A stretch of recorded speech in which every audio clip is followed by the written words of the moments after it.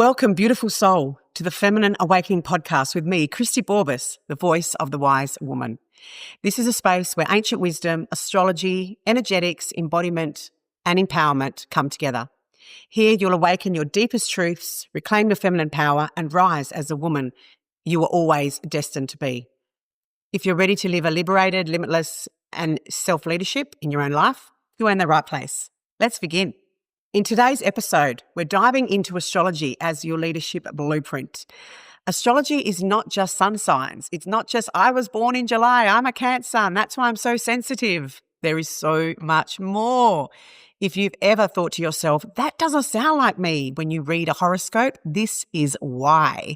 We are going to dive deep into this, and we're going to talk about the energetic map of the soul, which shows your strengths, your challenges, your cycles, and the perfect timing for your next steps.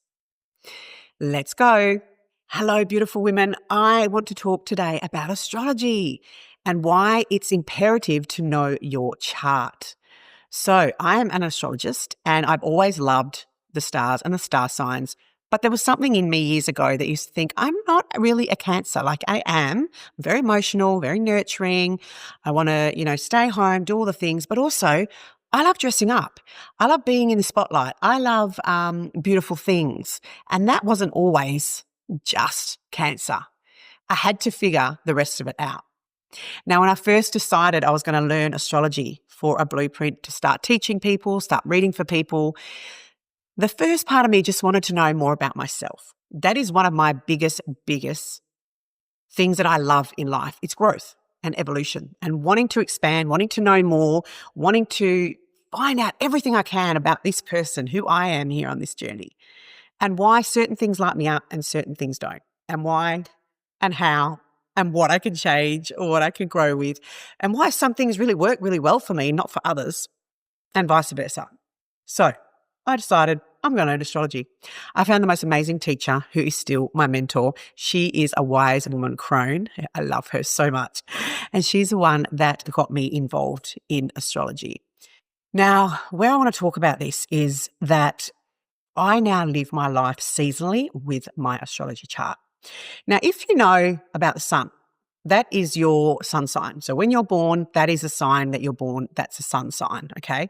Now, that sign is your major thing of like what really lights you up and what's really underlying you for how to shine in the world, what to do, how to shine, how to be, I guess. Sun, thinking sun, radiant, magnetic, full, fun, all of that stuff.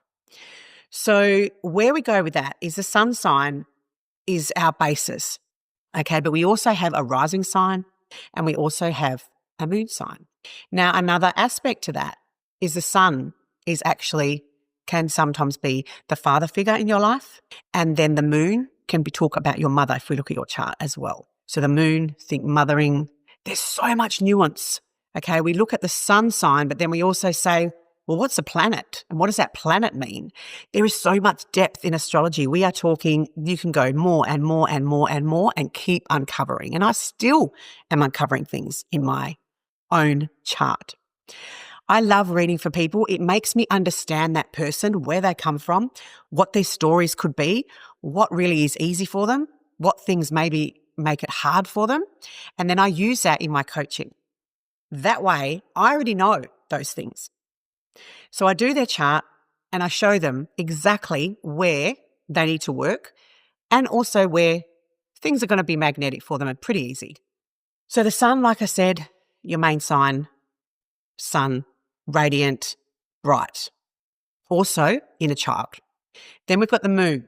Now the moon is your emotions. So wherever your moon is, that's how you feel your emotions, how you process them, how you deal with them, and what's really important to you emotionally. So moon is really particularly important with women. I love finding their moon sign and whether it is in aspect with something or whether it is not lit up, as in there's something stopping them from being emotional, can also tell me about their mother and how they were brought up and how they were mothered and nurtured, because it's the moon, which the moon is the mother.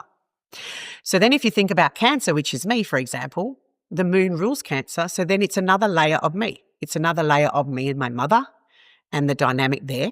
it's another layer of emotional sense, and then it's another layer of the Cancer. So the really nurturing, the loving, the sensitive, the gentle.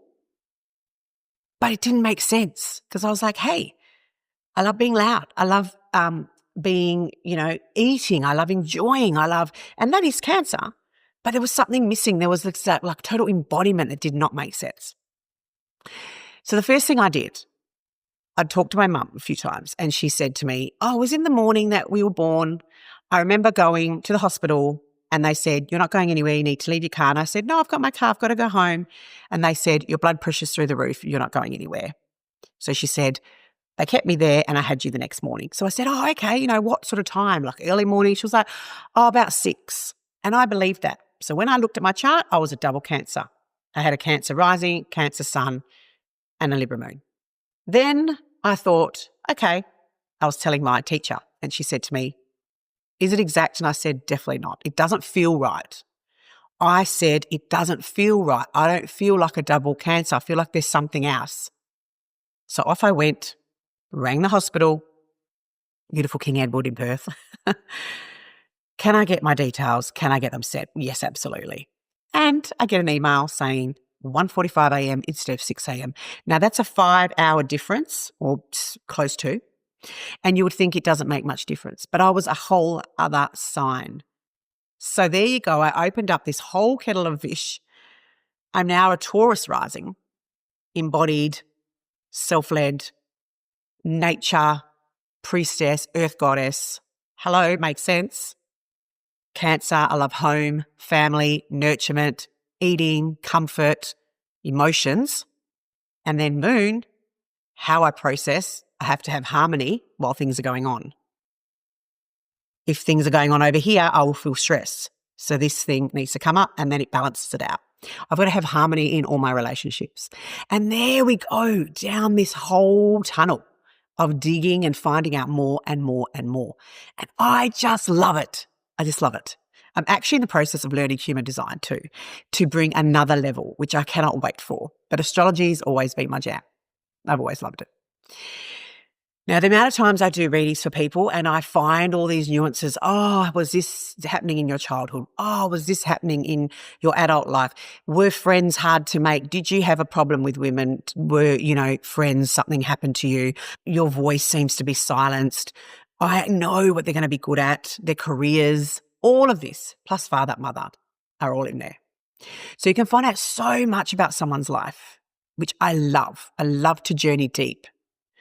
And I'm doing this in my mentorship, in my 12-month mastermind, where you will know personally how to run your life with astrology.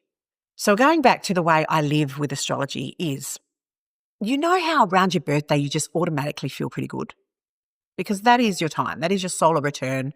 That is when things are going to happen for you. You're normally going to feel good. 9 out of 10 birthdays is a really great time, unless there's something conjunct or something in your chart. But most of the time, you know that that's a good time for you. Then you have the opposing, which might be a little bit harder. So that means that the new moon is in your star sign when your birthday is, and then the full moon will be 6 months later. So around 6 months later might be when you struggle a bit because it's the release of that energy. Then you're thinking to yourself, okay, if I look at my chart, these are the times that are really, really good for me, but these are challenging because I've got challenging planets in there. So that's why it's really important to know your chart and month by month, almost plan out your year by doing that. So I plan out my business year by my astrology. It sounds crazy, but that's what I do. And it always works. Ever since I've really nailed this down, my business has catapulted. I do not do launches every single month. There is no way. I will be burnt out, I'll be unhappy, and I will not sell a thing because I'm not magnetic at all times. So I found out when was my juicy time and I launch things then. And then the other time is when I'm doing research. Maybe I'm going on people's other masterclasses, but I'm not doing the biggest things on the times that I find it hard to show up. Imagine if you had this blueprint and you knew what I knew. It can change your life. Now, the other thing about astrology is it's really quite masculine. So ancient times, women looked to the stars and they knew what was going on just from looking at the clouds, the sky, the stars, and nature. And then that was shut off. And we were given planets with masculine names. Mars, Aries, they're all archetypes of masculine. Venus and the moon are two planets, two feminine planets. Everything else is more masculine based. So then I went down a wormhole of like, it's all masculine based. Where is the feminine energy? Leo's a lion. Aries is the energizer bunny, the leader. Venus is the beautiful liberated woman. The love, sex, power of the feminine is Venus. And the moon is the emotional, beautiful side of the mother. So then I went into a whole other realm of learning about the asteroids, and they are the goddesses. So the asteroid goddesses. So there's actually all these asteroids, millions, ones that haven't even been discovered yet. And they represent the feminine in your chart. So then it's an asteroid reading. And I talk about that as well. This is going deep. But the goddess, it's important to know where some of the goddess placements are. And I do those in my astro charts. And I do those with people that are in my world and working with me, because it's really important to know where these feminine aspects lie, because they are untapped. They are things that we want to bring out, we want to embody, we want to use, we want to, get all the juice, get all the knowledge from them. So we've got like Juno, Ceres, Vesta, Sedna, Athena, Aphrodite. There is so many. They're the feminine side. I just love talking about both of them coming together. Now, I don't normally do any more one-on-one readings. I only really do things like that for women in my world, in my containers, because I found that if I give people information, they don't necessarily use it, and then I get frustrated because they're not leading their lives the best way they could. Whereas when you work with me, we look at how we dive into your life and how we can marry it up. So you know your best months to do things, your best months to go on holiday, your best months to rest, when you might feel some difficulty, but also when you're most lit up and you're most magnetic. Doesn't everyone want to know that? Because we are not the same every day. Women are not the same, definitely not every day. But we're also cyclical beings. So knowing this is just so important.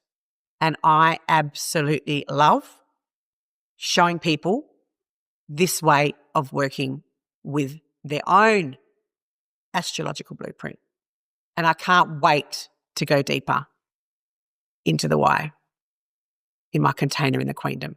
The biggest thing that astrology has given me is this deep compassion for myself. When I had my reading done, I totally landed. It's like I gave myself this full permission to be like, no wonder. That makes so much sense.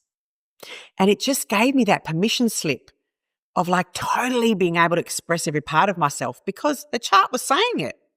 I've got a double Venus, for goodness sake. Of course I'm going to be in the feminine world. I've got Venus as Taurus. Venus is Taurus's ruler, and Venus also rules Libra. And then I've got the moon.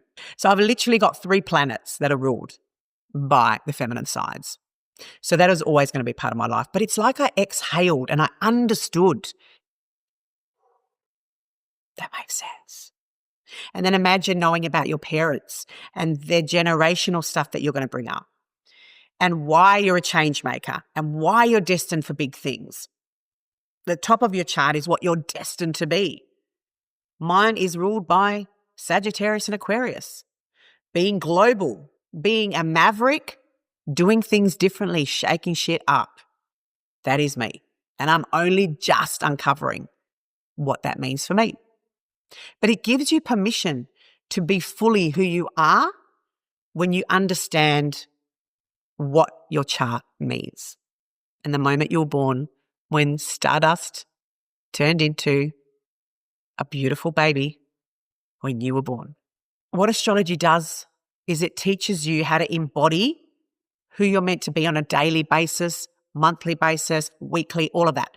Because collectively, the energies are showing us and we are feeling things. So in Leo season, we all get excited. We all want to be in front of the camera. We all want to be doing these things. This is when I started this podcast, being seen. But if your Leo is in a harder part, then you will hate being seen, or you will be scared of being seen. So then you need to find the mentors that are going to help bring that out in you so you're not scared anymore, because we all deserve to be seen in whatever way that feels good to us. We don't want to hide anymore as women. We want to start rising and starting to really own our power. It doesn't mean being louder, being in people's faces more.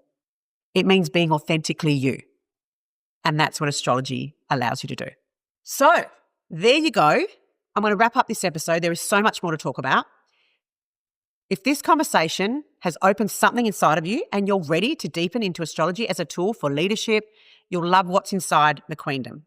Each month you receive a personalised astrological blueprint with your key dates and cycles, so you can move through life and business with clarity and confidence. I will also go through seasonal drops where you'll get extra content for you to move through embodiment practices for that astrological season, because as a collective, I get the downloads and you will be the first to hear them in my special container.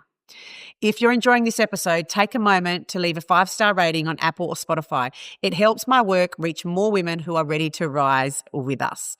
Share this episode with a friend. Tag me on Instagram @ChristyBorbis so I can celebrate you big time. And if you're ready to step into the Queendom, you'll find the link below waiting for you in the show notes. Thank you for joining me on today's episode of the Feminine Awakening podcast by Christy Borbis, the voice of the wise woman. If today's conversation spoke to your soul, share it with your sisters, tag me on Instagram, and we can spread this movement together. And remember, the Queendom is open now. This 12-month sacred mastermind is where astrology, embodiment, energetics, empowerment, and ancient wisdom come hand in hand and alive in Sisterhood. The founding offer is available until October, and the link is in the show notes. Until next time, remember, the wise woman within you is waiting to rise. Goodbye for now.